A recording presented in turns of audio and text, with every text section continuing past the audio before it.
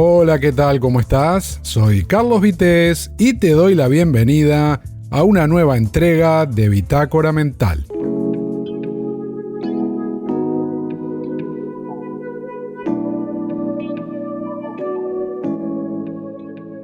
La tecnología lleva décadas dándonos un confort, previo desembolso económico, obviamente, que nos libera en muchos casos de tareas que en otros tiempos llevaban esfuerzo, tiempo y también contar con lo necesario para poder llevarlo a cabo, porque se dependía en muchas ocasiones de la naturaleza.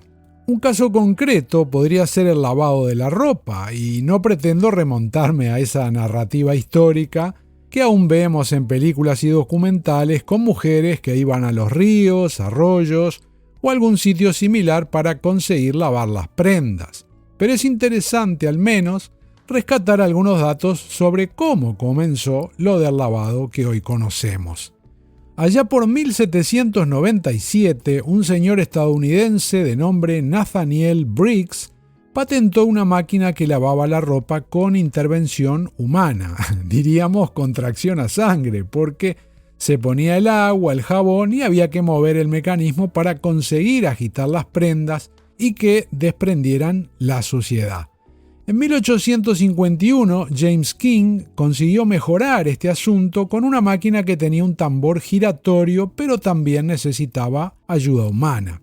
Para llegar a la primera lavadora eléctrica tenemos que ir hasta 1908, cuando un ingeniero estadounidense de nombre Alva J. Fisher y bajo la marca Harley Machine Company creó el modelo Thor, que fue patentado en 1910. Esta máquina tenía motor eléctrico y hacía que girara el tambor de forma automática, dejando atrás la era de la fuerza humana para conseguir ejecutar el proceso de lavado.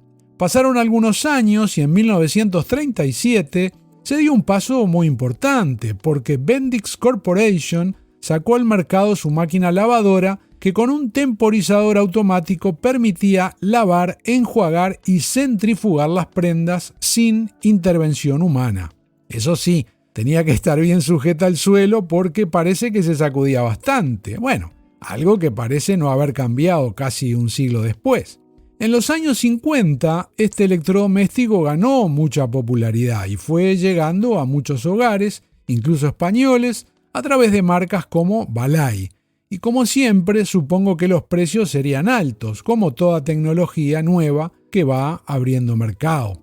A mediados de los años 60 se generalizaron en Europa las primeras lavadoras que hacían todo el ciclo de forma automática, y por aquel entonces no vivía yo en este primer mundo, y en casa y a finales de esa década la primera máquina que recuerdo fue una General Electric muy simple que tenía una forma similar a la de un bidón de acero de unos 200 litros, abierto por la parte de arriba, por donde se cargaba la ropa, y luego se le ponía una tapa redonda que ajustaba simplemente con una goma y a presión. Dentro estaba el tanque para la ropa y un mecanismo con paletas que se movían gracias a un motor eléctrico que iba por debajo y al que podías acceder fácilmente tumbando esa lavadora. El funcionamiento era muy sencillo, encendido, apagado y poco más, realmente no lo recuerdo. Y para dar una idea un poco más precisa, la imagen de portada de este episodio es precisamente de una máquina como la que tuvimos en casa en los primeros años de mi niñez. Y en un costado se ve una estructura adosada que tenía un par de rodillos a través de los que tenías que pasar la ropa, y al apretar esos rodillos las prendas le quitaban un poco el agua que tenían impregnada. Recuerdo haber jugado con eso, pero secar, la verdad no secaba, y era una forma bastante primitiva y bruta de quitar ese exceso de agua maltratando de alguna forma los tejidos. Y hablando de agua, la carga era manual, desde un grifo con una manguera y hasta que vieras que estaba a tu gusto. La salida se hacía accionando una palanca que encendía una bomba eléctrica y el agua sucia salía por una manguera flexible que estaba sujeta al cuerpo de la máquina, entonces la soltabas y la ponías directamente en el suelo o conectándola a un desagüe o donde fuera, ¿no? La máquina tenía ruedas y podías acercarla a un grifo para cargar o lo mismo a una pileta o desagüe para desagotar. En resumen, muy básica, de acuerdo también a las posibilidades económicas de quien las utilizaba por aquel entonces. En los años 70 recuerdo que mis padres consiguieron una más moderna que era de fines de los 60. También era de carga superior, como la General Electric, y su procedencia era americana pero de gama alta. Esta ya era una máquina, digamos, de categoría. Contaba con varios programas de lavado y tenía la posibilidad también, creo recordar, de agua caliente y bueno, era de una calidad superior el equipo, por lo que duró muchos años. Mi padre las compraba, las diferentes máquinas que fuimos teniendo, en una tienda que se dedicaba a reparar este tipo de equipos y no recuerdo si las importaban usadas para tener un precio competitivo o eran simplemente de segunda mano provenientes de los pocos compradores locales que se las podían permitir. Porque aquello nuevo en los 60 y 70 costaría una buena pasta, y al menos por donde vivía la gente no tenía fácil acceso al crédito. Con el tiempo, por casa fueron pasando otro tipo de lavadoras más modernas, y también a nivel personal, cuando tuve mi propio hogar, solucionaba el tema lavando con un modelo muy pequeño, muy conocido y famoso, que para una persona o dos, la verdad, iba genial. Y siempre he vivido en casas o pisos en los que tuve la posibilidad de lavar y tender en el mismo sitio, salvo en un par de ocasiones que tenía que tender en el baño, pero bueno, se secaba muy rápido porque esos edificios tenían losa radiante y realmente era fantástico. Por tanto, hasta la semana pasada nunca había tenido que recurrir a un lavadero, pero soy consciente de que a mucha gente no le queda más remedio, y no solo por el hecho de que pueda vivir en un sitio que por sus características constructivas no tenga espacio para la colada, es que muchas veces dependemos de leyes o reglamentaciones locales. Me comentaba hace un tiempo mi mujer que una ex compañera suya, una ex compañera de trabajo, que estuvo viviendo en Suiza, le decía que en su edificio no estaban permitidas las lavadoras individuales dentro de los pisos. El lavado de ropa había que hacerlo en planta baja, en una zona habilitada y equipada específicamente como lavandería común, y cada vecino tenía asignado solo un día concreto a la semana en que tenía permitido usar esas instalaciones. También sé que algo parecido ocurre en otros edificios y otros países, con lo que seguramente, de una u otra forma, muchas personas en algún momento de su vida habrán tenido que acudir a uno de estos negocios. Y en mi caso ocurrió hace unos días. Es que teníamos un edredón tamaño king size, cuyos mejores tiempos han quedado en el pasado, y como tantas otras cosas, mientras algo da servicio, me resisto a deshacerme de él. Así que mi mujer dijo que era hora de hacerle una limpieza, que ojo, no era la primera, pero sí de la forma que se iba a hacer, probando un lavadero automático de mi barrio que se instaló hace poco tiempo. Fuimos entonces hasta allí, una mañana de este verano con récord de temperaturas, y dentro parecía más un sauna que un lavadero. Por otra parte, lógico, en un local cerrado con varias máquinas y sin aire acondicionado. No se podía esperar ninguna sensación cercana al fresco del invierno. Una vez dentro, lo recorrimos y no había ningún cliente, pero tampoco empleados o dueños a la vista. Es del tipo autoservicio, forma evidente de bajar costes, igual que haber apelado a un par de ventiladores de techo como maquillaje climatizador de las instalaciones. Vimos varias máquinas lavadoras, también secadoras, y una sección con unas máquinas para lavado de mascotas, estaban muy buenas esas.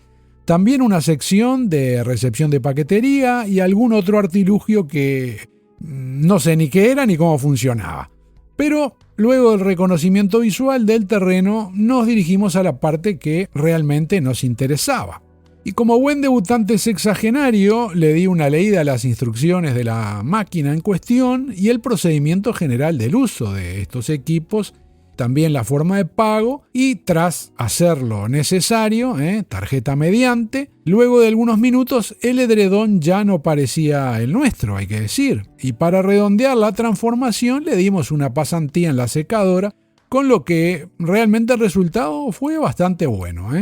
El coste del lavado, te cuento, 4,50 € en una máquina que decía hasta 8 kilos y luego 3,50 € fue el coste del secado, es decir, redondeando 8 euritos, y entre los dos procesos calculo que fueron unos 40 minutos, un tiempo en el que, no vimos entrar a otros clientes para el tema de lavado o secado. Una de las cosas que no sabía es que las máquinas estas automáticamente ponen el jabón necesario. Lo que no sé si ponen suavizante, eso no lo tengo tan claro, supongo que sí. Y a la hora del centrifugado, de alguna forma me sentí como en casa, porque a pesar de que solo habíamos puesto el edredón en la máquina, comenzó a zarandearse, contagiando a las que estaban al lado, con unas vibraciones que pensé que a nivel comercial estaban técnicamente superadas. Es que el sistema de carga frontal y la forma en que lavan estas máquinas, que usamos desde hace muchos años, en lo personal creo que es antinatural. Será mejor desde el punto de vista de ahorro de agua y como negocio, pero el descentrado del tambor por el peso de la ropa y el desgaste general de la maquinaria, considero que es bastante mayor al de un equipo de carga superior, como las lavadoras viejas, pero esas se hacían para durar y hay quien las tiene todavía desde hace muchas décadas funcionando en su casa y ahora si te dura 5 años tienes que estar contento y si llega a los 10, ¡oh!, igual entras en el libro Guinness de los récords.